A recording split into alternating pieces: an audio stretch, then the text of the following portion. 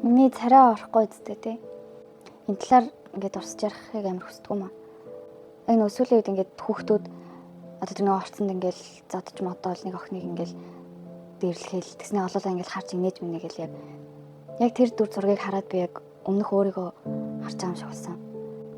Ер нь бол 10 жилдээ ангийнхаа хүүхдүүдийг уус ингээд амар дээрлэгдэг байсан, эмэгтэй эрэгтэй гэлтгүүл дээрлэгдэг байсан. Тэгээд тухайд яг ингээд хийсэн зүйл маань одоо хүртэл ингээд сэтгэлээс гардаггүй ерөөсөө ингээд санаа нь сардгүй. Ер нь ингээд хичнээн олон жил өнгөрсөн байсан ч гэсэндээ ингээд тэрэндээ амар харамсаад яг тэрний муу мухай ингээд дагаа яваад идэв юм шиг санагддаг.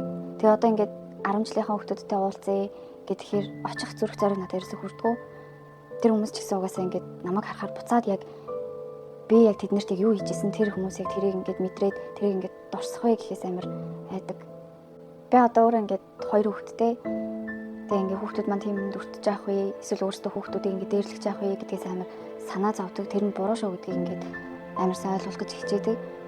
Тэгээд ер нь одоо хүүхдүүдтэй ч тэр дүүнэртаа одоо эдэн залуус юу гэдэг бүх хүмүүст л ер нь ингээд дээрлэх гэдэг чинь насан туршид чинь ингээд араас чинь ингээд дагаж явдаг муу мухайг чинь ингээд үргэлж сануулж идэг, үргэлж харамсал төрүүлж идэг тийм юм шүү.